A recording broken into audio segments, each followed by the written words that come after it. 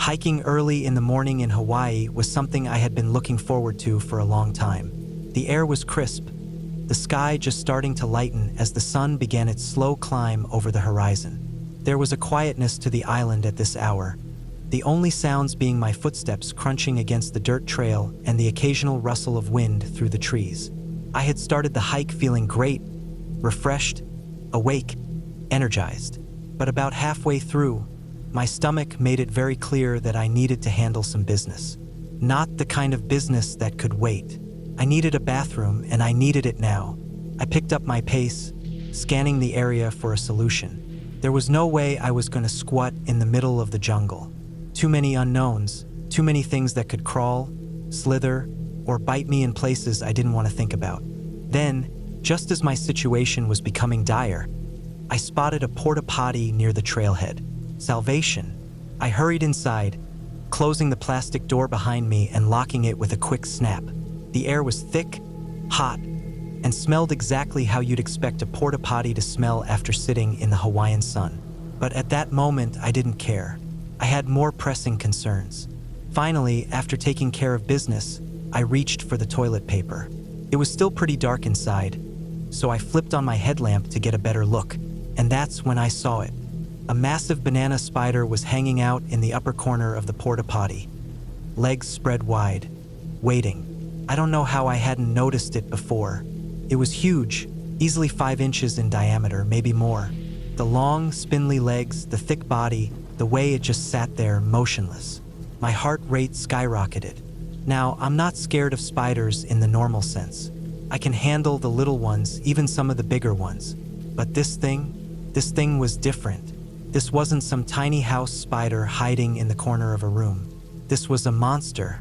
I knew I had to move carefully. If I startled it, there was no telling what it would do. Slowly, very slowly, I reached for the toilet paper. My hand was shaking slightly as my headlamp beam passed over the spider, illuminating its body in sharp detail. That was a mistake. The second the light hit it, the spider lost its damn mind. It shot across the ceiling of the porta potty, moving at a speed that didn't seem possible. My brain barely had time to process what was happening before it was running in frantic circles, its legs tapping against the plastic walls, the floor, the ceiling. Panic flooded my system. I pressed myself as far back as I could, hands gripping the sides of the tiny stall. But before I could even think of a plan, the spider took a leap, right between my legs, inside my underwear. I don't know if I've ever felt true horror before that moment. Every muscle in my body locked up. My brain couldn't even keep up with what was happening. The weight of the spider, the feel of its legs brushing against my skin. I was completely paralyzed. For a second, I just sat there, frozen, hoping, praying that it would realize its mistake and leave on its own. But no, instead of making a calm exit, it ran up my leg. That was it. That was my breaking point. I exploded out of that porta potty like a bat out of hell, screaming loud enough to wake up half the island. My pants were still around my ankles as I stumbled out, flailing like a madman, trying to shake the spider off. I hopped from foot to foot, jerking, twisting, arms swinging wildly. At some point, I lost my balance and nearly fell face first into the dirt. I didn't care. All I cared about was getting that spider off of me. Then, just like that, it was gone. I didn't see where it went. 1 second it was there, the next it had disappeared, vanishing into the jungle or back inside the porta potty. I wasn't about to go looking for it. I stood there for a long moment, chest heaving, hands on my knees, trying to regain some sense of dignity. My heart was still hammering in my chest, my skin crawling with phantom sensations. There were no witnesses, thankfully. No one to see me make a complete fool of myself. But I knew, and I knew I would never look at a porta potty the same way again. Eventually, I pulled myself together, yanked up my pants, and walked back toward the trail. My legs felt shaky, my body still buzzing with adrenaline. I told myself it was over, that the spider was gone, but the feeling of those legs skittering up my legs stayed with me the rest of the hike. Hawaii was beautiful, no doubt about it. But next time I was bringing my own toilet paper and finding a spot far, far away from anything with 8 legs. Hiking alone had never really bothered me. I liked the solitude, the quiet rhythm of my footsteps, the sound of the wind moving through the trees. It gave me a kind of peace I couldn't find anywhere else. That day, I had taken a lesser-used trail, one that wound through thick forest before opening up into a small clearing. It wasn't particularly long or difficult, just a few miles in and out, but it had a kind of raw, untouched beauty that made it worth the effort. I was moving at a steady pace, taking in the sights, when I noticed something unusual up ahead. At first, I thought it was just a fallen tree, but as I got closer, I saw that it was something else entirely. A deer. It was lying on its side in the dirt, completely still. A fresh kill. Something about the way it was positioned set off alarm bells in my head. It hadn't been there long. There wasn't much blood, no sign of decomposition, but it was dead, and something had killed it. Then I saw movement. Just beyond the deer, crouched low to the ground, muscles tense, was a mountain lion. It took my brain a second to catch up with what my eyes were seeing. It wasn't just some distant shape in the woods. It was right there, close enough that I could make out the details of its face, the way its ears were flicked slightly back, the way its tail twitched just barely behind it. I had interrupted its meal. For a split second, neither of us moved. I was frozen in place, my body refusing to obey, the instinct screaming at me to back away slowly. The mountain lion's eyes locked onto mine. It wasn't angry, not yet. It was just aware of me the same way I was aware of it. Then, as suddenly as I had noticed it, it was gone. It didn't snarl, didn't growl, didn't even make a rustling sound in the undergrowth. It just disappeared. One moment it was there, the next it was slipping into the trees like a ghost. It was like watching a movie on mute. That was the scariest part. Not that I had seen it, not even that I had gotten so close without realizing. It was how silent it had been, how easily it had vanished, like it had never been there at all. I stood there for what felt like forever, my heart hammering in my chest, listening to the silence pressing in around me. I knew mountain lions usually avoided people, that they weren't likely to attack unless provoked. But that didn't make me feel any better. I backed away, forcing myself to move slowly even though every nerve in my body wanted to turn and run. I kept my eyes on the trees, scanning for any sign of movement. Nothing, just quiet forest, the same as before. The deer lay there, untouched now, like a reminder that I had stepped into something I wasn't supposed to see. A reminder that the wilderness didn't belong to me, that I was just a visitor passing through. I didn't stop moving until I was back at my car. Only then did I let myself breathe, let my hands stop shaking. I still hike, still love it, but I never forget that moment. Never forget how something so big, so powerful, could move without a sound, could vanish like mist in the trees. And I never forget that if it had wanted to attack me, I wouldn't have seen it coming at all. Camping with my siblings had always been something we looked forward to. It was our way of escaping the world for a while, disconnecting from everything and just enjoying nature. We had done it plenty of times before, setting up tents by lakes, cooking over an open fire, and falling asleep to the sound of crickets and distant owls. But nothing could have prepared us for the storm that hit us that night.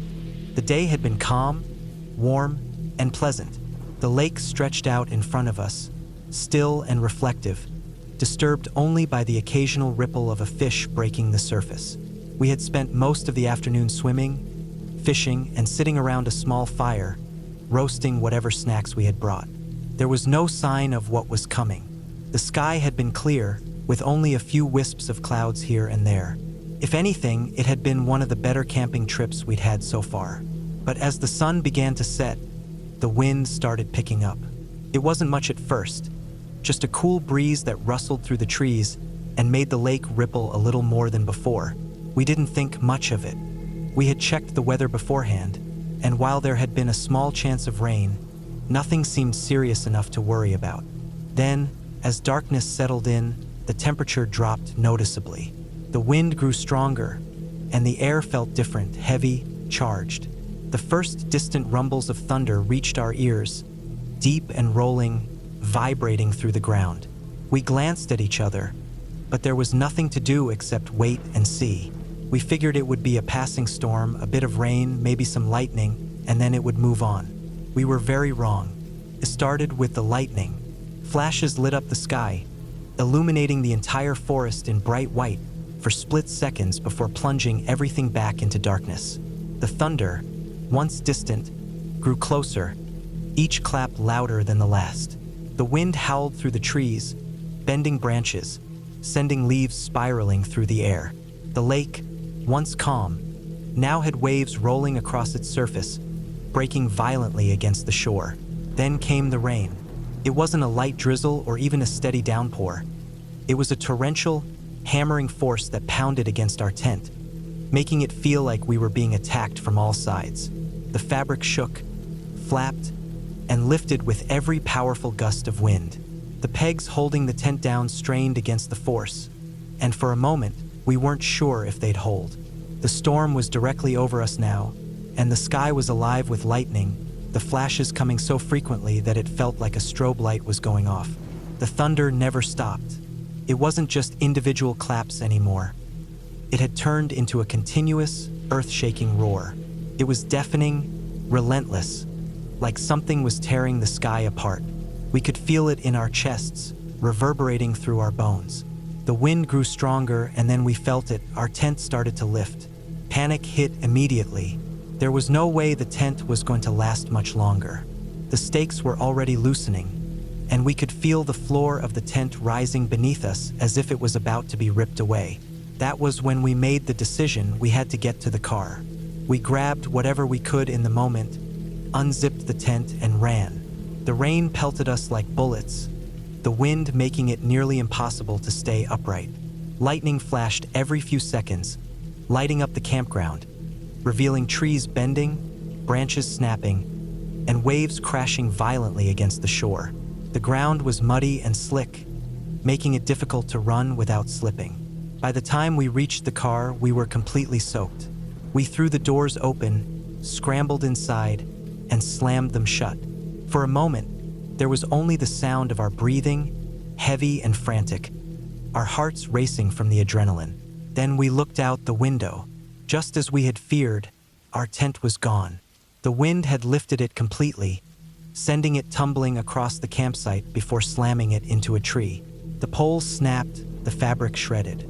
If we had stayed inside just a few moments longer, we would have been inside when it collapsed.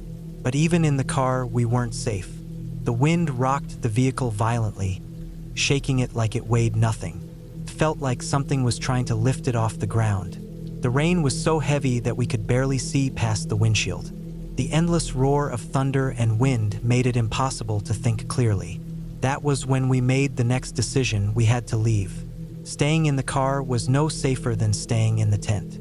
We turned the key, threw the car into gear, and took off. The roads were slick, the rain making it difficult to see more than a few feet ahead. Every flash of lightning revealed the trees swaying dangerously close to the road, some already leaning at unnatural angles. The wind pushed against the car, making it hard to keep straight, but we kept going, heading toward my grandpa's house about 20 minutes away. Those 20 minutes felt like an eternity. The storm followed us, lightning flashing, thunder booming, the wind howling through the trees on either side of the road. It wasn't until we finally pulled into the driveway, safe under the cover of his porch, that we could breathe again. The storm continued through the night, but we were safe inside. We didn't sleep much. Every time we closed our eyes, we could still hear the roar, feel the wind, see the lightning flashing behind our eyelids. The next morning, we made our way back to the campsite. The destruction was immediately clear. Trees had fallen, branches littered the ground, and parts of the campground were completely unrecognizable. A section had been closed off, and we soon found out why. A small tornado had passed through the campground the night before. We had been right in its path. We had no way of knowing if it had happened while we were there or after we had left, but the thought of how close we had been made our stomachs turn. If we had waited just a little longer before running to the car, if we had stayed in the tent just a little too long, if we had hesitated before leaving in the car, we could have been caught right in the middle of it. We spent the next couple of hours cleaning up what we could. Some of our gear was gone, either blown away or buried under debris. One thing I never found was my sleeping bag. I searched for it, walked up and down the campground, checked the trees, even looked near the lake, but it was gone. Maybe it had been carried away by the wind, or maybe it was buried under the wreckage of a fallen tree. Either way, it was never coming back. That storm was the most powerful, most terrifying thing I had ever witnessed. The sound of the wind, the roar of the thunder, the feeling of the car shaking under the force of the storm. Those things never really leave you. To this day, whenever I hear thunder rolling in the distance, I remember that night. The night we ran for our lives, not knowing if we were going to make it out. Hiking alone had always been something I enjoyed. There was a kind of freedom to it, a peace that came from moving through the wilderness without the distraction of conversation. It wasn't that I didn't like hiking with others, but being alone out there made me feel more connected to the land, more aware, more in tune with everything around me. That day, I had picked a trail that wasn't exactly remote, but it also wasn't busy. A good middle ground. It was a moderate hike, a steady incline that climbed up into the foothills of a larger mountain range. I had done it a few times before, but never alone. The first few miles were uneventful. The trail cut through dense forest, pine needles softening the sound of my footsteps. The air smelled clean, the kind of crispness you only get when you're miles away from a town. Birds moved in the trees, branches rustled in the wind. Nothing felt out of place. I was making good time, keeping a steady pace, when I noticed something strange. Silence. I don't mean just a lull in the usual sounds of the forest. I mean everything had stopped. No birds, no insects, no wind through the trees. It was the kind of silence that makes your skin prickle, your instincts waking up before your brain does. I slowed down, scanning the trail ahead. Nothing seemed off, but something felt off. And then I saw it. Not on the trail, but just beyond it, in the trees to my left. Low to the ground, still as a statue. A mountain lion. My brain needed a second to catch up to what I was seeing. It wasn't close enough to be an immediate threat, but it wasn't far enough for me to feel safe.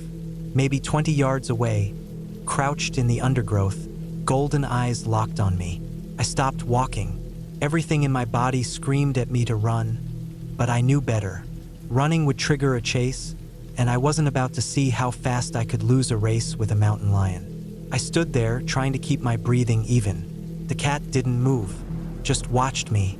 Its muscles were coiled, but it wasn't in a full crouch, not yet. It didn't look aggressive, but it also didn't look ready to leave. It was just curious. We stared at each other for what felt like hours, but was probably less than a minute. My pulse was hammering in my ears. My legs felt locked in place, not because I didn't want to move, but because I physically couldn't. Fear had turned them to stone. The lion blinked, shifted its weight slightly. I forced myself to stay upright, to keep facing it, even though I wanted to curl up into a ball and hope for the best. Another few seconds passed. Then it moved. Not toward me, thank God, but away. It turned its head slightly, as if something else in the forest had caught its attention, then took a step back. Another. Then, just like that, it was gone, melting into the trees so silently that if I hadn't seen it, I would never have known it was there. I didn't move right away. I stood there, every muscle in my body still tense, waiting to see if it would come back. Didn't. Then I moved. Slowly, carefully, I started backing down the trail the way I had come. My legs were shaky, my heart still pounding, but I kept going. I wasn't about to keep hiking deeper into the woods after that. I don't know how long it took me to get back to my car. It felt longer than it probably was. When I finally saw the parking lot through the trees, I almost collapsed with relief. I got in, locked the doors, and sat there for a long time, my hands gripping the steering wheel so tightly they ached. I hadn't been attacked. I hadn't even been chased. But that didn't make it any less terrifying. It was the way it had looked at me. Not hungry, not angry, just watching. Curious. Like it was trying to decide what I was, if I was worth the effort. Like I had been a part of its world for a moment, but only just barely. I've hiked a lot since then, but I never go alone anymore. Hiking in Vermont had always been something I enjoyed. The thick forests, the quiet trails, the way the seasons changed the landscape so dramatically. It was something I looked forward to every time I had a chance to get out there. I wasn't an expert hiker or anything, but I knew how to handle myself in the woods. I carried the right gear, stuck to marked trails, and always told someone where I was going. That day, I had picked a trail I'd never been on before. It was one of those lesser-known paths, not completely off the grid, but not as crowded as some of the more popular routes. It wound through a mix of dense trees and open clearings, climbing gradually until it reached a ridge with a nice overlook. The hike itself wasn't too difficult, about 5 miles round trip with only a few steep sections, but it was quiet, which was exactly what I was looking for. The first couple of miles were uneventful. The air was crisp, the trail well maintained. I saw a few other hikers earlier in the day, but by the time I was deep into the woods, I was alone. It wasn't unsettling, though. If anything, it was peaceful. That changed when I spotted something bright off the side of the trail. It was a red shirt, not crumpled on the ground, not snagged on a branch. It was hanging, draped over a tree limb about 10 feet off the ground, like someone had deliberately placed it there. The color was so vivid against the greens and browns of the forest that it stopped me in my tracks. It didn't make sense. It wasn't the kind of place someone would leave something by accident. I stood there for a while, debating whether I should check it out. There was no rule saying I had to, but something about it felt off. I had seen things in the woods before: discarded gear, old campsites, even the occasional abandoned piece of clothing. But this was different. It felt deliberate. Curiosity got the better of me. I stepped off the trail, moving toward the tree. The forest floor was soft with leaves, my footsteps barely making a sound. As I got closer, I saw that the shirt wasn't torn or dirty. It looked almost new. I reached up, pulled it down, and that's when I noticed something else. The ground beneath the tree had been disturbed. At first, I thought maybe it was just from animals. Loose soil, a few scattered leaves. But the more I looked, the clearer it became. The dirt was fresh. It had been dug up and recently packed down again. I scanned the area, and that's when I saw them. Graves, 2 of them, side by side, the soil still dark, still unsettled.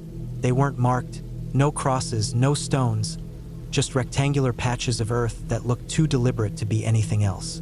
I took a step back, my heart starting to pound. This wasn't right. This wasn't normal. A lot of thoughts ran through my head in that moment. Was this some kind of illegal burial? Had I just stumbled onto something I wasn't supposed to see? And then I saw the headstones, not near the graves, but scattered around the clearing. A few upright, most toppled over. Some were old, their engravings worn down by time, the writing barely legible. Others looked newer, the names still clear. None of them belonged here. There was no cemetery nearby, no historical markers, nothing on the maps that suggested a burial ground. Something was very wrong. I took a slow step back, then another. My first instinct was to leave, to get out of there as quickly as possible. But something stopped me. If this was what I thought it was, if someone was stealing headstones, possibly even moving bodies, then someone needed to know. I took a few pictures with my phone, keeping my distance, not wanting to disturb anything more than I already had.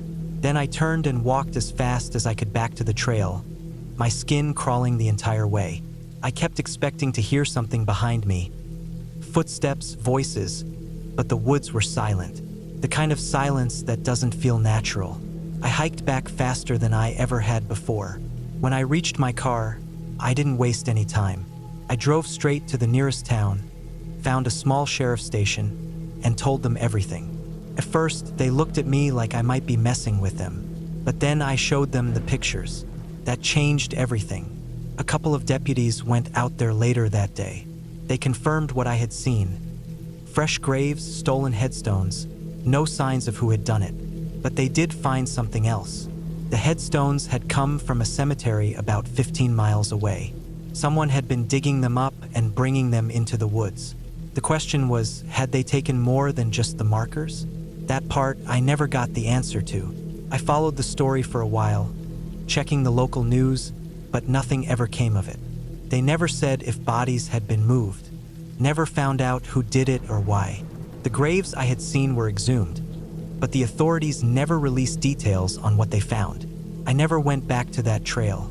Even now, years later, I still think about it. About how easy it is to stumble onto something you're not meant to find.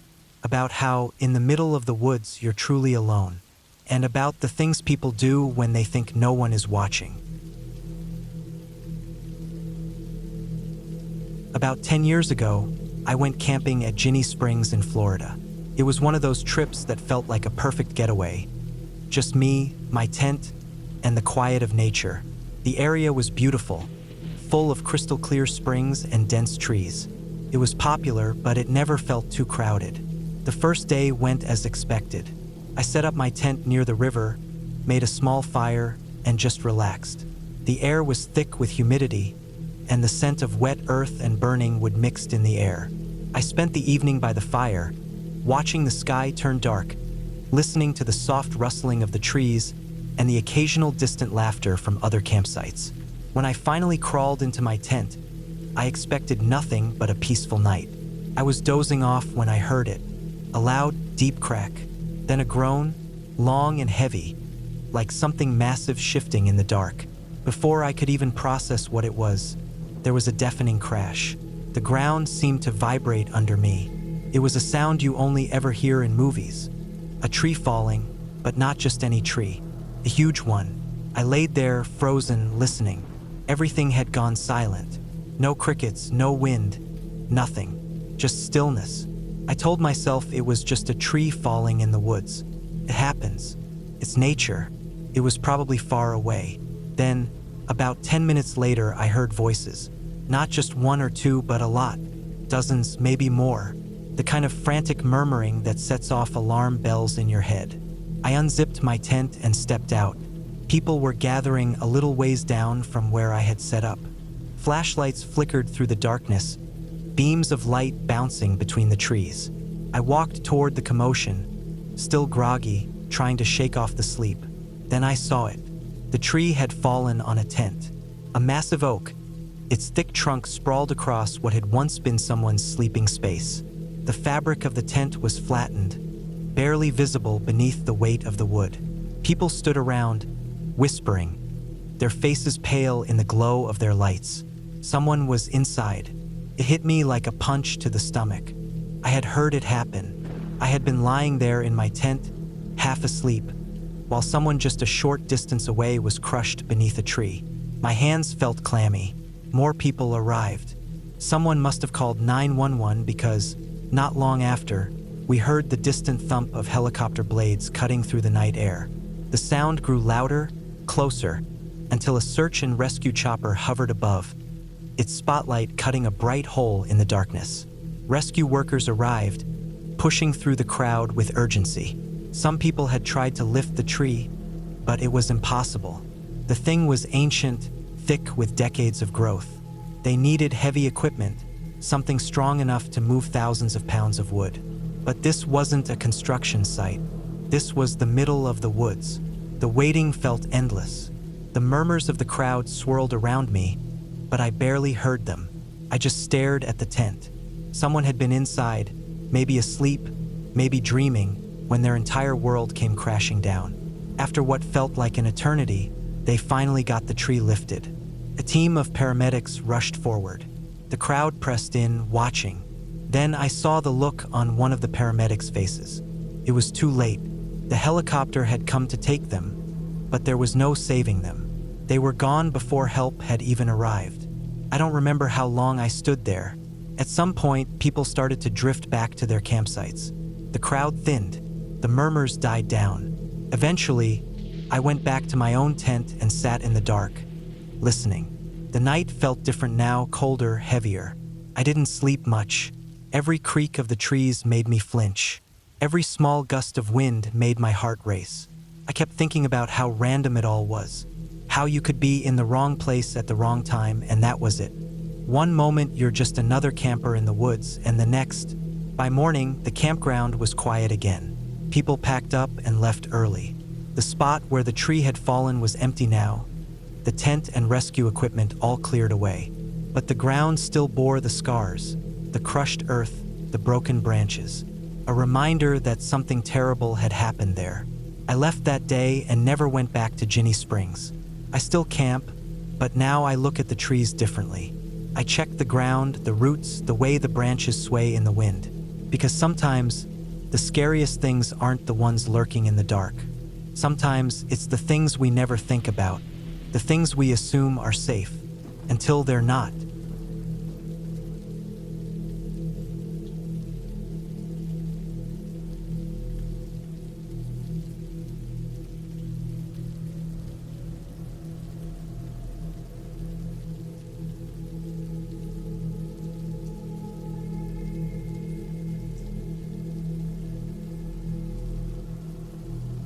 Camping in the spring of 2022 was supposed to be a simple, relaxing trip. My friend and I had planned it out carefully. A 4-mile hike along a river, ending at a campground where we'd set up for the night. But instead of hiking it all in one go, we decided to take it easy, hike 2 miles the first day, camp at the halfway point, and finish the last 2 miles the next morning. It seemed like a good plan, a way to break up the hike and enjoy the experience without pushing ourselves too hard. The trail wasn't difficult, but it wasn't an easy walk either. There were river crossings, 4 or 5 of them, depending on the water levels, and the terrain was uneven in places. We had to watch our footing, especially near the water. The weather was decent, cool but not cold, with just a bit of cloud cover. It felt like the perfect setup for a peaceful night outdoors. We found a good spot to camp, just off the trail, with enough trees for our hammocks. The sound of the river nearby made for a nice backdrop as we set up camp, gathered some firewood, and settled in for the night. We ate, talked for a bit, and eventually let the quiet of the woods take over. I don't remember waking up in the night, which meant I must have slept pretty well. The temperature had dropped a little, but nothing too extreme. I stirred sometime around sunrise, hearing birds and the rustling of the trees around us. My friend was still asleep in his hammock. I stretched a bit, shifted my weight, and glanced out from under my tarp. That was when I saw them. 2 kids stood on the trail a few feet from our camp. A girl, maybe 6 or 7, and a younger boy around 4 or 5. It didn't make sense. Kids don't just appear out of nowhere in the woods. I blinked a few times, making sure I was actually awake. The girl waved at me. I hesitated, then gave a small wave back, still trying to process what I was looking at. My first thought was that their parents had to be nearby, maybe just behind them on the trail. But no one else was there, just the 2 of them, standing there, soaked and shivering. The girl spoke. I barely registered the words at first. Then it sank in. They were lost. That was when my stomach dropped. I shifted out of my hammock and got to my feet, suddenly wide awake. I could see them better now, and it was clear they had been out here for a while. Their clothes were wet, clinging to their small frames, and their shoes were caked in mud. They had been hiking through the river, alone. In the early morning, my friend stirred, waking up as I moved. He sat up, looking just as confused as I felt when he noticed the kids. We exchanged a quick glance, neither of us needing to say anything. This was bad. We didn't waste any time. We broke down camp as fast as we could, stuffing our gear back into our packs. We weren't going to finish the hike. That wasn't important anymore. The only thing that mattered was getting these kids back to their family. I thought about how they had gotten here. Their campsite had to be at least a mile back, across the river crossings. That meant they had somehow wandered away, crossed through the cold water multiple times, and made it all the way to us without anyone noticing they were gone. That didn't seem possible, but it had happened. And if they had made it this far without help, it meant their parents had been searching for them for who knew how long. We got moving quickly, guiding the kids back the way they had come. The little girl seemed to understand that we were helping, but the boy was silent, his teeth chattering from the cold. We tried to keep a good pace, but we had to be careful. The kids were exhausted, and the river crossings weren't easy even for adults. The last thing we needed was for one of them to slip and get hurt. The water was cold, colder than I expected. I helped the boy across, keeping a firm grip on his small hand while my friend did the same with the girl. Each crossing felt slower than the last, the water rushing around our legs, making every step more difficult. The kids barely had the strength to move through it. I kept looking ahead, hoping to see someone coming toward us, some sign that their parents were on the way. But the woods remained empty, the trail quiet except for the sound of the river and our footsteps. Then, finally, after what felt like an eternity, we saw movement up ahead. A man and a woman, running. I didn't need to hear anything to know they were the parents. The moment they saw us with their kids, the relief on their faces was undeniable. They rushed forward, scooping the kids up, holding them tight. I saw the mother shaking, her whole body trembling as she clutched them against her chest. The father was speaking, his voice breaking, but I wasn't really listening. I just took a step back, letting them have their moment. It was over. Could have been worse. So much worse. If we hadn't camped where we did. If the kids had wandered further. If they had gotten swept up in the current at one of the crossings. If the cold had been just a little more unforgiving. But none of that had happened. We left them there, making sure they were okay before heading back to our cars. The rest of the hike didn't seem important anymore. The only thing I could think about was how close this had been to becoming something much worse. I haven't stopped thinking about it since. I wasn't an experienced hiker. I had no aspirations of through hiking the Appalachian Trail or conquering some dangerous mountain peak. I just liked to get out, move my body, and enjoy the peace of nature. My hikes were always in my local state parks. Nothing too wild, nothing too remote. Just well-marked trails and a couple of hours to myself.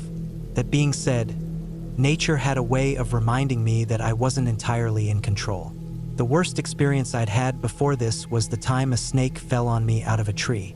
I didn't even know they did that, but apparently they do. 1 second, I was walking along, and the next, something heavy and long dropped onto my shoulder.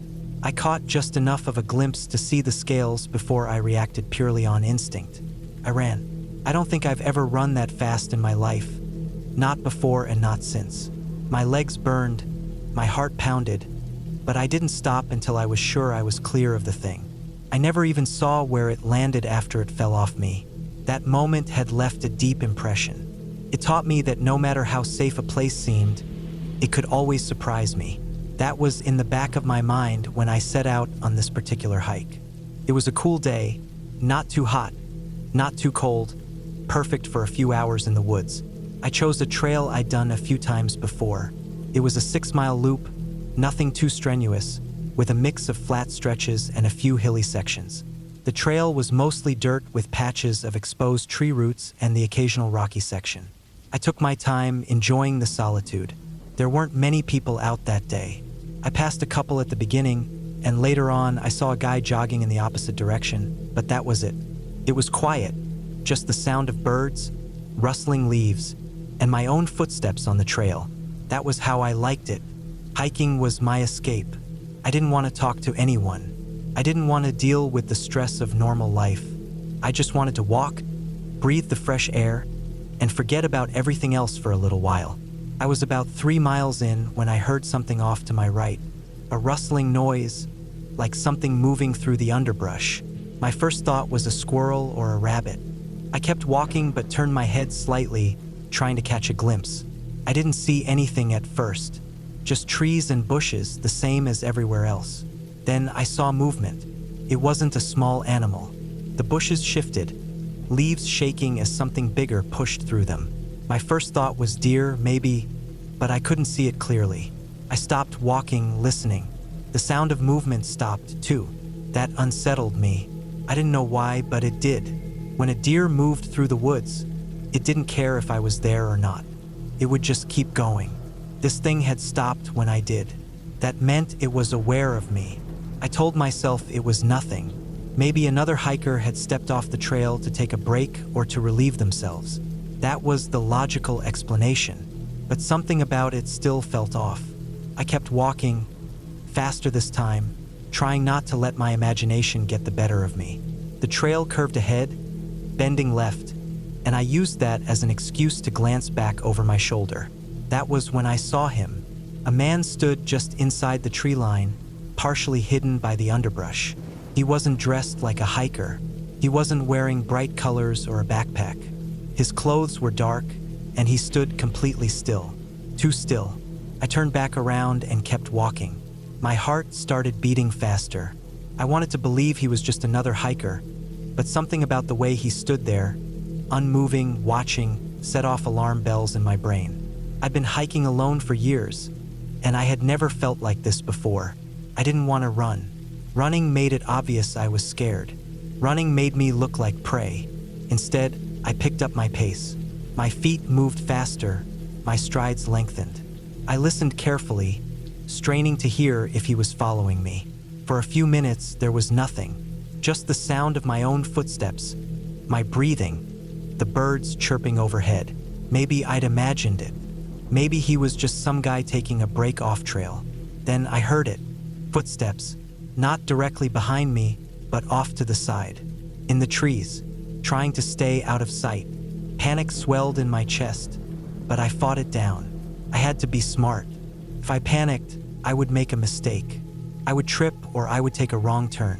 The trail wasn't dangerous, but if I lost my footing and fell, I would be in real trouble. I kept moving. I focused on my breathing, on keeping a steady pace. My mind raced through my options. My car was still 3 miles away. The trailhead parking lot was empty when I got there, so I knew there wasn't anyone nearby to help.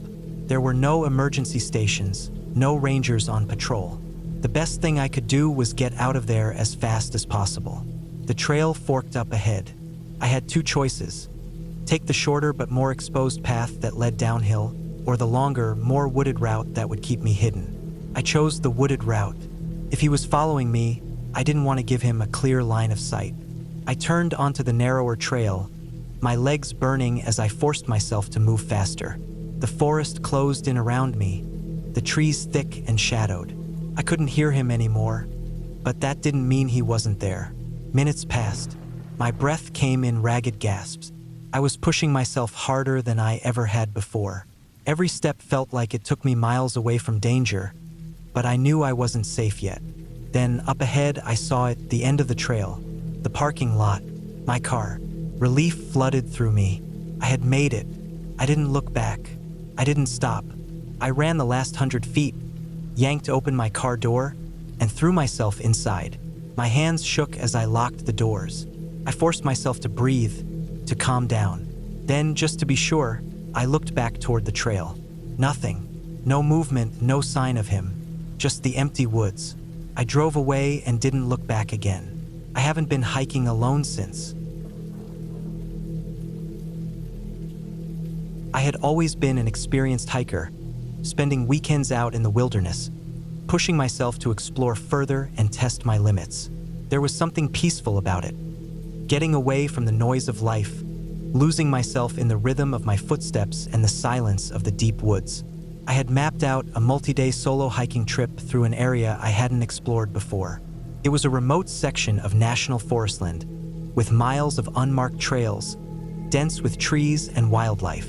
I had spent weeks planning, making sure my gear was in order, my food supply was sufficient, and my emergency beacons were fully functional.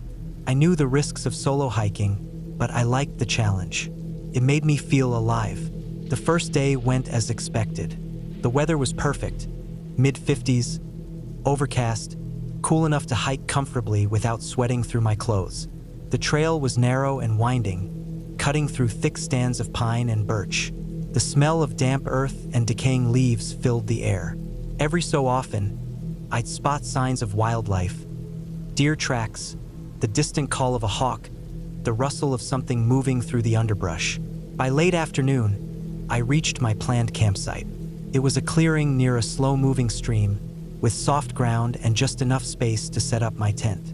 I gathered firewood, set up camp, and ate a quick meal before settling in for the night. The sound of running water mixed with the occasional hoot of an owl. Sometime during the night, I woke up. It was still dark. I wasn't sure why I had woken up, but something felt off. I lay still, listening. The forest was silent, too silent. The usual background noise of insects and small nocturnal animals scurrying through the leaves was gone. Then I heard it, a faint crunch of leaves. Slow, deliberate. I held my breath.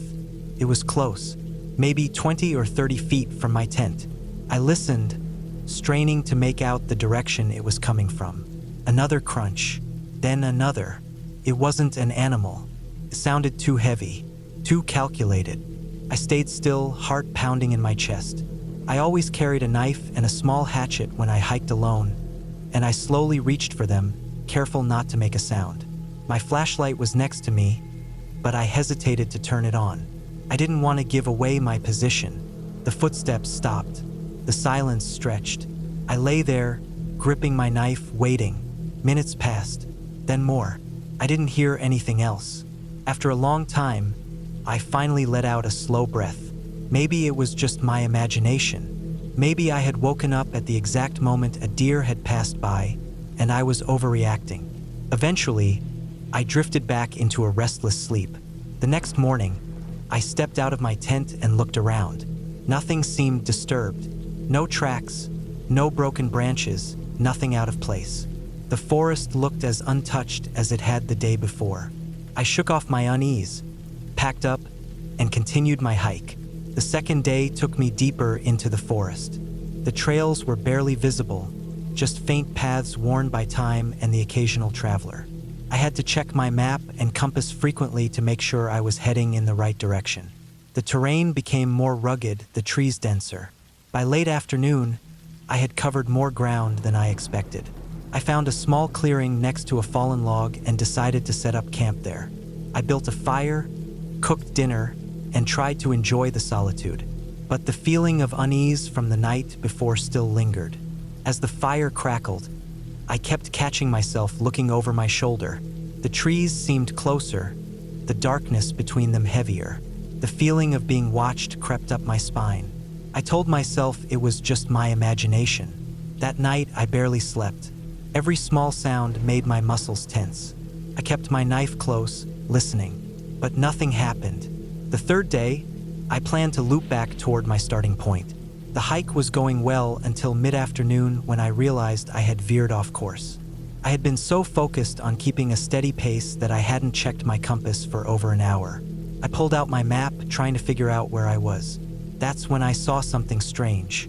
A structure barely visible through the trees. It was an old wooden cabin, weathered and sagging. It looked abandoned, the door slightly ajar, the windows covered in grime.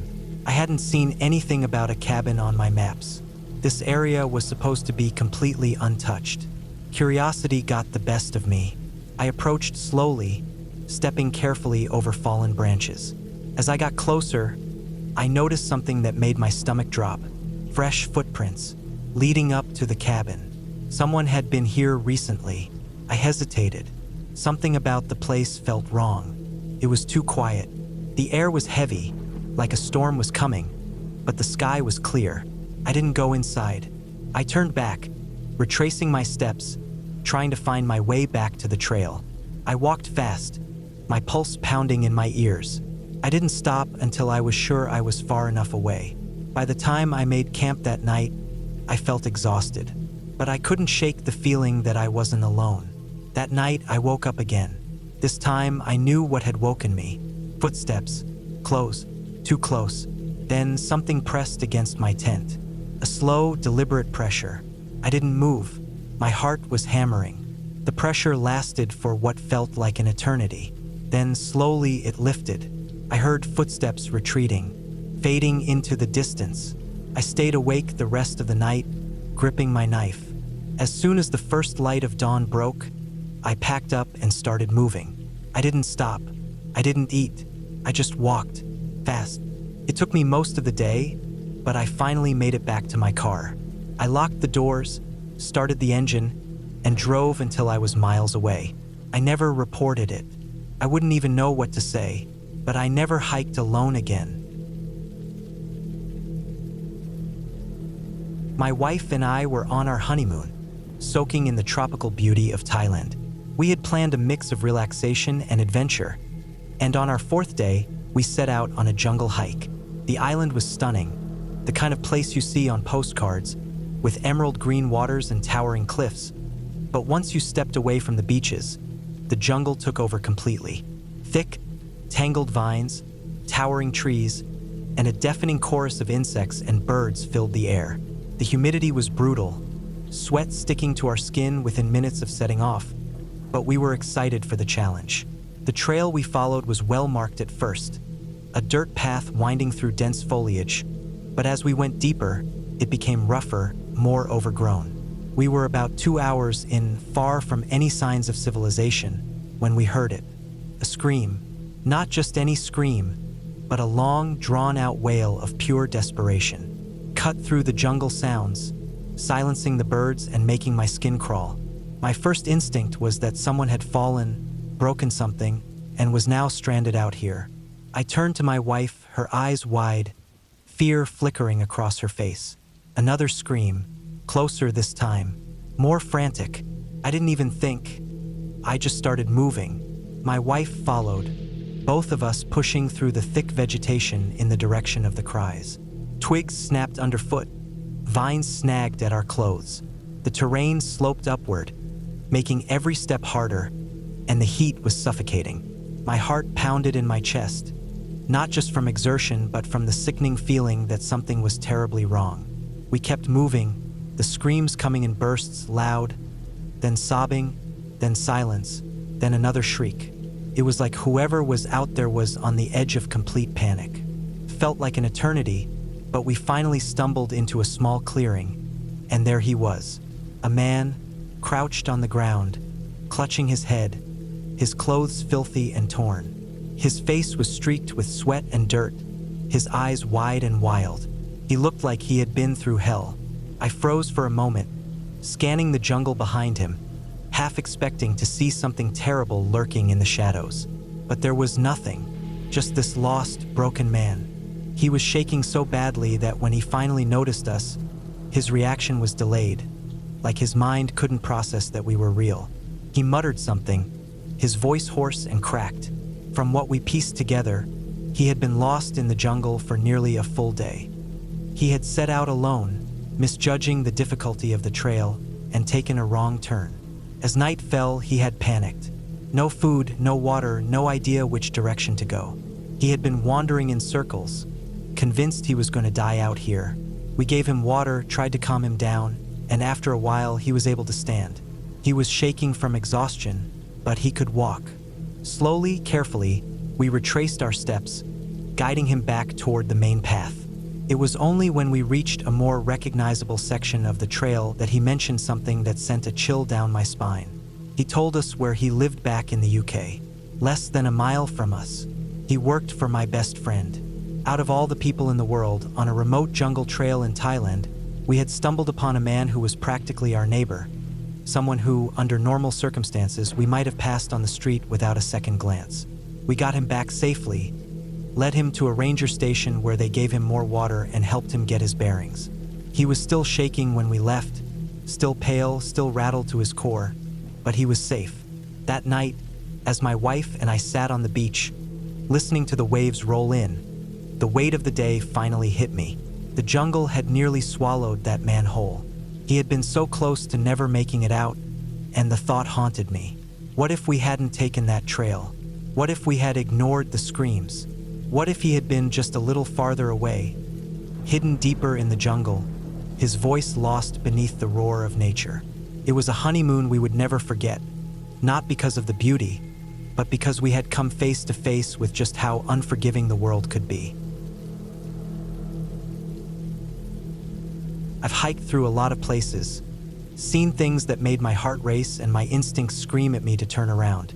Mountain lions, bears, even getting too close to the edge of a steep drop in bad weather. But nothing ever put a bolt of fear through me quite like what I walked into that day in Northern California. It started out as just another long day of hiking with my buddy. We weren't looking for anything in particular, just moving through the hills, enjoying the crisp morning air and the way the sunlight filtered through the dense canopy. The terrain was rough but manageable, nothing we hadn't handled before. The plan was to loop around a particular valley, then head back toward where we'd parked. Simple enough. After a good few hours, we reached the crest of a hill, sweat sticking our shirts to our backs. The incline had been brutal, and we stopped for a second to catch our breath, hands on our knees, the weight of our packs pressing down on our shoulders. As soon as I straightened up and looked out over the valley below, something immediately felt wrong. It took me a second to process what I was seeing. The valley wasn't just forest. It was covered in plants, but not the kind that belonged there. They were too uniform, too deliberately placed. It took another few moments for my brain to put it together. Marijuana plants, rows upon rows of them, stretching far beyond what I could initially see. This wasn't just a couple of guys growing a handful of plants. This was a full-blown operation. Reservoirs, hoses snaking through the landscape, even patches of camouflage netting blending into the trees. Whoever had built this knew what they were doing, and they sure as hell didn't want to be found. My stomach dropped.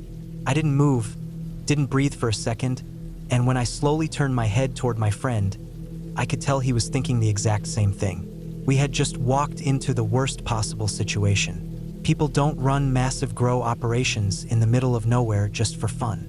There was serious money behind something like this, and people willing to do serious things to protect it. If there was anyone watching, hell, if they had motion cameras hidden around, tripwires, God knows what, we were standing in the wrong place at the wrong time. I felt exposed, standing there on that ridge. I scanned the tree line, my heartbeat pounding in my ears, and that was when I saw the first sign that we were not alone. A small, worn footpath ran along the side of the plants, cutting through the brush like it had been used many times. At first, I didn't think much of it, but then my eyes followed it to the right, toward a cluster of trees. And there, barely visible through the foliage, was a structure. A makeshift shack, dark and low to the ground. I couldn't see if anyone was inside, but the sight of it made my breath hitch. Someone had to be here. There was no way an operation this big was left unattended. The sudden realization made my blood run cold. My mind raced through every worst-case scenario in a matter of seconds. If they had guards patrolling, they could be close. If they had weapons, we had just walked into an extremely dangerous situation with zero way to defend ourselves. If they had trip alarms, they already knew we were here. The silence was the worst part. The woods had gone still. No birds chirping, no rustling from the wind. Just our breathing, sharp and unsteady, and the weight of the moment pressing down on both of us. I motioned subtly to my friend, a slow, deliberate movement. We needed to leave right now. No sudden movements, no running, nothing to draw attention. Just a quiet, controlled retreat. I turned back toward the way we had come, careful with every step. My footfalls felt deafening on the dirt, my pulse hammering in my throat. I kept expecting to hear voices, the snap of a twig that wasn't ours, the unmistakable metallic click of a gun being readied. I had never felt so vulnerable in my life. It took everything in me not to break into a sprint, but we kept moving, step by step, away from the valley. As soon as we crested the hill again, putting the plants and that shack out of sight, I felt my breath shudder out of me. My friend met my gaze, and without a word, we both picked up the pace. We weren't sticking around. The way back to the car felt like it stretched forever. Every shadow felt like a figure, every sound like a footstep behind us. I kept checking over my shoulder, half expecting to see someone following, but we never saw anyone. That didn't mean they weren't there. When we finally reached the car, we threw our gear inside, slammed the doors, and peeled out of there like the devil himself was on our heels. We didn't talk, not at first. It wasn't until we hit a main road, miles away from that spot, that I finally let out a breath I hadn't realized I'd been holding. We never reported it. I don't know if that was the right choice or not. Maybe law enforcement already knew. Maybe they didn't. All I know is that I've hiked a lot of places, seen a lot of things, but I have never felt fear like I did that day, and I have never gone back.